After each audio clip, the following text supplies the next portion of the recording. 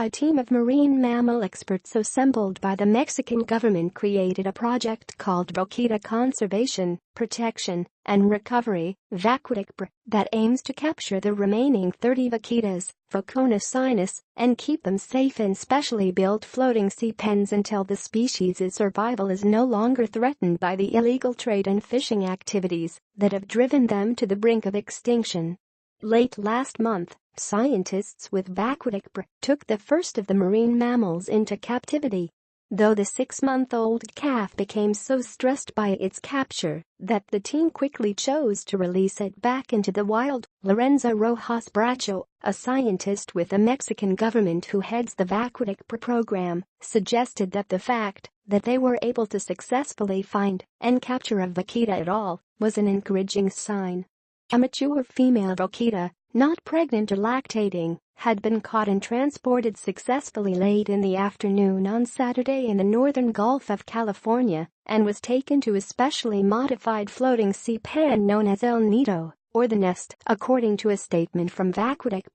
From the moment of capture, the vaquita was under constant care and observation for its health and safety. Marine mammal veterinarians that were monitoring the vaquita determined that it too had become stressed to the point that its condition was deteriorating enough that once again the call was made to release the animal. The release attempt was unsuccessful and life-saving measures were administered, Vaquita reported. Despite the heroic efforts of the veterinary team, the vaquita did not survive. The vaquita population has been decimated by gillnet fishing in the Gulf of California, though they are only an incidental bycatch. The true target of the gillnets is another critically endangered species, the Titoba macdonaldi, whose swim bladders are in high demand in some Asian countries, especially China, where they are believed to have medicinal benefits. Despite the lack of scientific evidence showing that the swim bladders, also known as moths, have any medical properties whatsoever, they can fetch prices more than $9,000 per pound. So lucrative is the illegal trade in Titoba moths that organized crime syndicates are getting involved, according to a recent report that concluded the trafficking of the swim bladders has become a security issue in addition to a conservation problem. Though they aren't the primary target species, vaquita become entangled in the gillnets all the same, causing them to drown.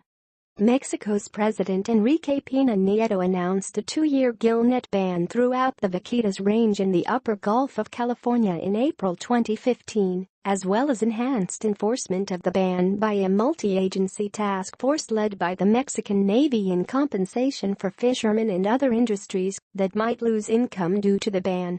A permanent ban on gillnet fishing went into effect in July 2017, but the practice continues more or less unabated today. In response to the death of the breeding-age female this past weekend, some environmentalists are calling for Vaquita's capture program to be shut down immediately, saying it is too risky an endeavor given how few of the porpoises are left. For instance, the Animal Welfare Institute, AWI, said in a statement that, though Vaquita was born out of a desperate, yet well-intentioned, desire to save the species, we believe that given the extreme risks involved, the vaquita capture plans must be brought to an immediate halt. These tiny porpoises do not respond well to the stress of capture, and not a single additional vaquita should be deliberately put in danger in this way. Instead, AWI said, the Mexican government should further increase enforcement efforts throughout the upper Gulf of California in order to bring an end to illegal gillnet fishing once and for all.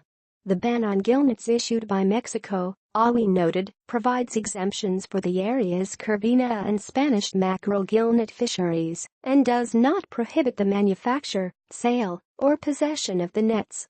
Unless illegal fishing is ended through rigorous and stepped-up enforcement, and gillnets can no longer be found in the upper Gulf, the regulations of the ban will remain inadequate to save the vaquita from extinction, AWI said. Requests for comment from Vaquita were not immediately returned. But, in the statement announcing the death of the female Vaquita this past weekend, Vaquita noted that the risk of losing a Vaquita during field operations was always acknowledged as a possibility, but it was determined that it was unacceptable to stand by and watch the Vaquita porpoise disappear without a heroic attempt at rescue. Together with Mexican government officials and an independent panel created specifically for this purpose, Vaquita scientists said in the statement that they will carefully review the events of the past 24 hours and determine how best to proceed.